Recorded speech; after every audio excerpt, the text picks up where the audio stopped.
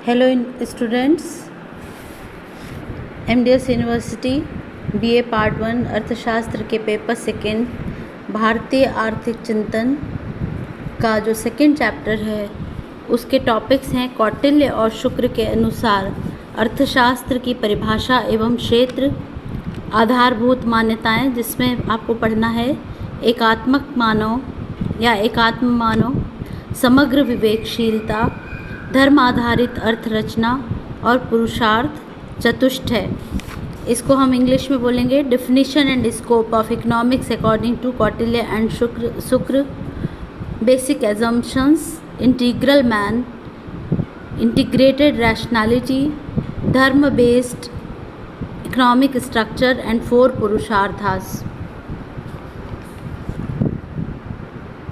प्राचीन भारतीय आर्थिक चिंतकों के अनुसार अर्थशास्त्र की परिभाषा, क्षेत्र और उसकी आधारभूत मान्यताएं आधुनिक विचारकों से काफ़ी भिन्न थीं, किंतु आधुनिक आर्थिक परिप्रेक्ष्य में ये समयानुकूल प्रतीत होती हैं। या शुक्राचार्य ने अपने ग्रंथ शुक्र नीति में अर्थशास्त्र को 2 अलग अलग तरीके से परिभाषित किया है। अर्थशास्त्र के उन्होंने 2 भेद बताए, पहला राजनीतिक अर्थशास्त्र और दूसरा वार्ता या व्यवहारिक अर्थशास्त्र। राजनीतिक अर्थशास्त्र को राज्य शासन से संबंधित बताया। उनके अनुसार जिस विद्या में राज कार्यों का वर्णन हो और जिनमें धन अर्जन की युक्ति बताई गई हो वह अर्थशास्त्र है। इसे हम आज के राजनीतिक अर्थशास्त्र की संज्ञा दे सकते हैं। और दूसरा उन्होंने बताया वार्ता या व्यवहारिक अर्थशास्त्र। वार्ता जो होता है उसमें समाज के उद्योग धंधों के विकास की विधि का वर्णन होता है। शुक्र के अनुसार अर्थ और अनर्थ, अनर्थ का मतलब क्या है? धन का अभाव, ये वार्ता का विषय है। कौटिल्य ने भी वार्ता को इसी प्रकार परिभाषित किया है और शुक्र नीति में शुक्राचार्य ने वार्ता की व्याख्या करते हुए उसमें 4 विषयों का समावेश किया है। ब्याज पर रुपए देना पहला, दूसरा खेती, तीसरा व्यापार और चौथा गोरक्षा। इस प्रकार वार्ता की विषय सामग्री में खेती, व्यापार, ऋणों पर ब्याज लेना देना और गोरक्षा आदि हैं। अब कौटिल्य के अनुसार अर्थशास्त्र की परिभाषा और क्षेत्र हम पढ़ेंगे। कौटिल्य ने अपने ग्रंथ अर्थशास्त्र में 4 शास्त्रों का वर्णन किया है। पहला त्रयी या धर्म दर्शन, दूसरा वार्ता या अर्थशास्त्र, तीसरा आन्वीक्षिकी या दर्शन शास्त्र और चौथा दंड नीति या इसे राजतंत्र कह सकते हैं। अर्थशास्त्र को परिभाषित करते हुए कौटिल्य ने लिखा है कि मनुष्य के पालन का स्रोत जीविका अर्थ है और भूमि ही मनुष्य को धारण करती है, अतः मनुष्यों से युक्त भूमि का नाम ही अर्थ है। इस प्रकार अर्थशास्त्र वह विज्ञान है जिसमें भूमि की प्राप्ति एवं उसका रक्षण संभव होता है। इस प्रकार हम कह सकते हैं कि अर्थशास्त्र वह विज्ञान है जिसमें भूमि को प्राप्त करने और उसकी रक्षा करने के उपायों का निरूपण होता है। कौटिल्य ने जो अर्थशास्त्र की परिभाषा दी उसकी मुख्य विशेषताएं इस प्रकार है। धर्म पर उन्होंने अर्थ को प्रधान माना।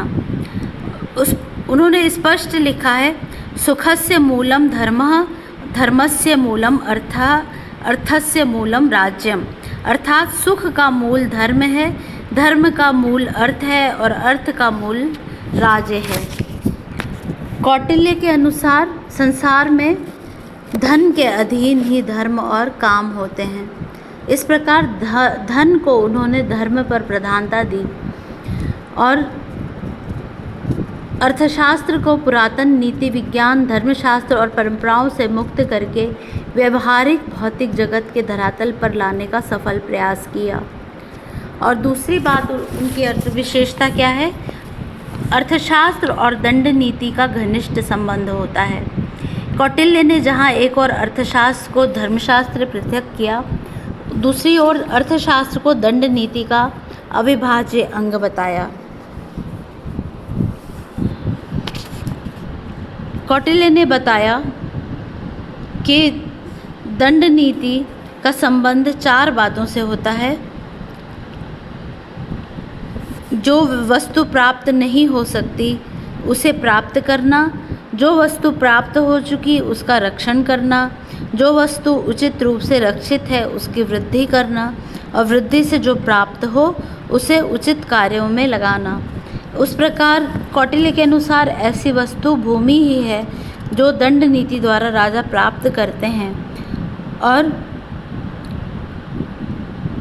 इसलिए अर्थशास्त्र में भूमि प्राप्त करना और भूमि के रक्षण पर जोर दिया जाता है। तीसरी बात जो बताते हैं कौटिल्य, वो बताते हैं अर्थशास्त्र केवल अर्थ या धन का शास्त्र नहीं है, बल्कि उससे अधिक विस्तृत है। अर्थशास्त्र का क्षेत्र वह अर्थ है जो पुरुषार्थ के त्रिवर्ग धर्म, अर्थ और काम में से एक है।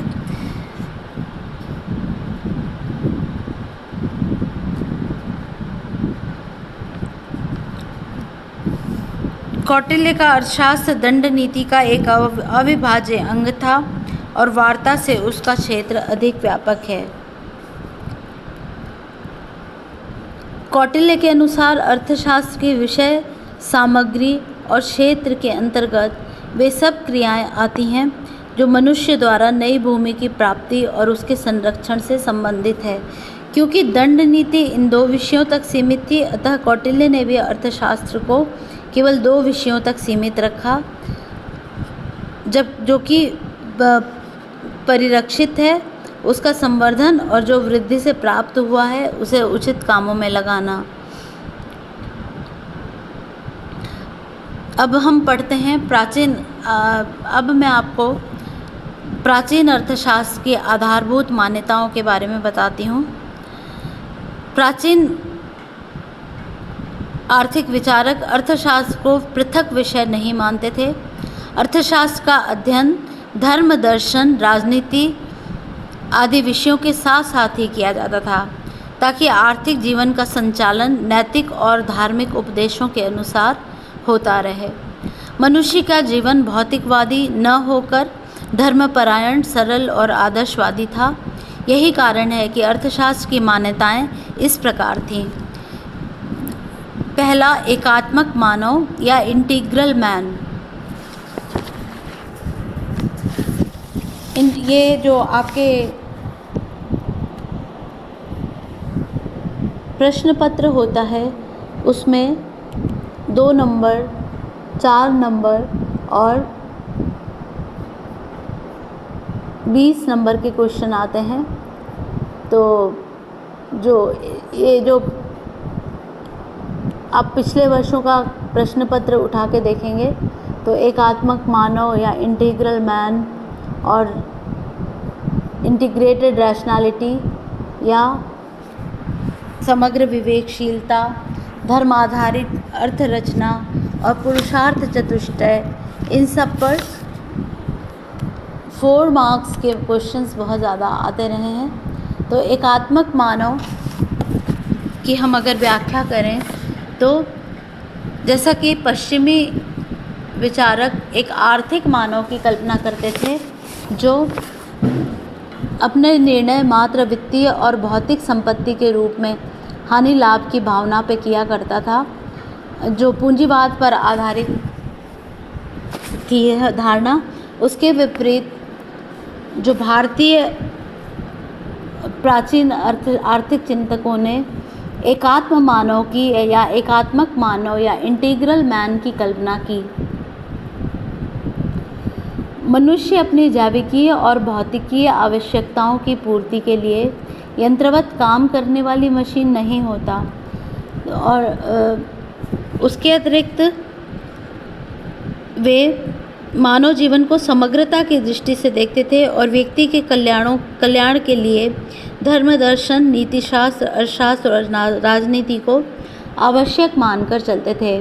तो दीनदयाल उपाध्याय ने एकात्मक मानव की व्याख्या करते हुए लिखा है, एकात्म मानव जीवन के सभी अंगों शरीर, मन, बुद्धि और आत्मा को ध्यान रखकर संकलित विचार करता है और भौतिक प्रगति के साथ साथ नैतिक और आध्यात्मिक उन्नति पर भी ध्यान देता है।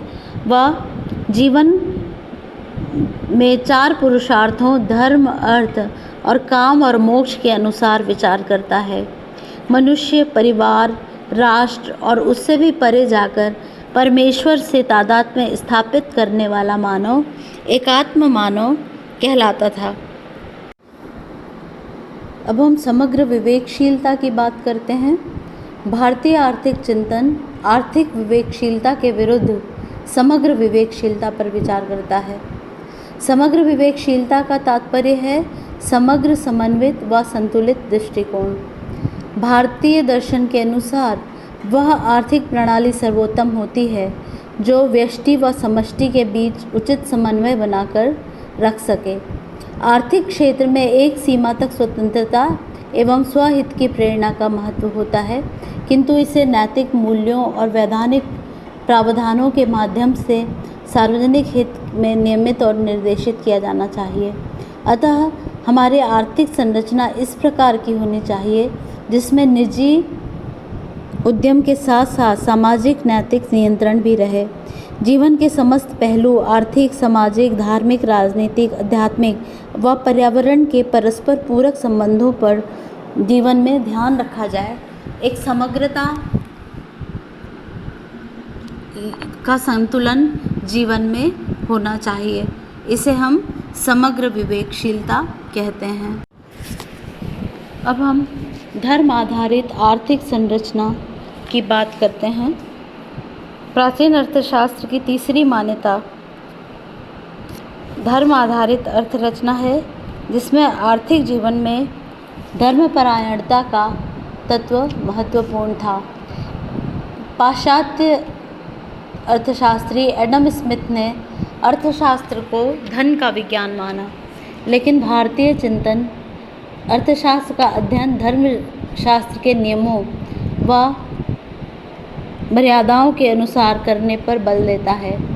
प्राचीन भारतीय चिंतकों ने उस समय की सामाजिक संरचना में ऐसी संस्थाओं का विकास किया जिनके माध्यम से मूल्यों और सामाजिक आदर्शों के अनुरूप व्यवहार व्यक्ति की रोज़मर्रा की जीवनचर्या का अभिन्न अंग बन जाए।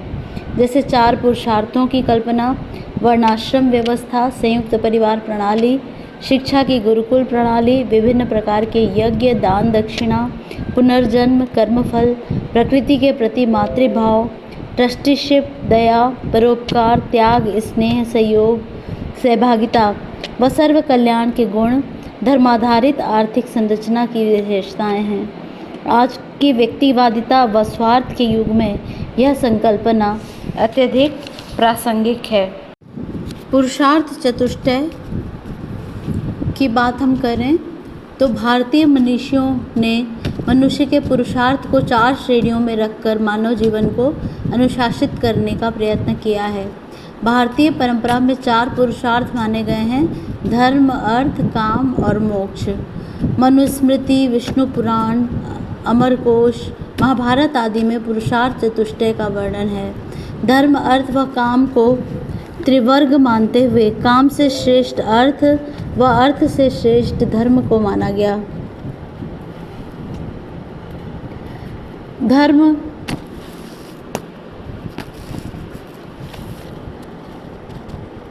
समाज में व्यवस्था बनाए रखता है। यही सब प्राणियों की रक्षा करता है, जिसका आधार नैतिक नियम और सदाचरण है।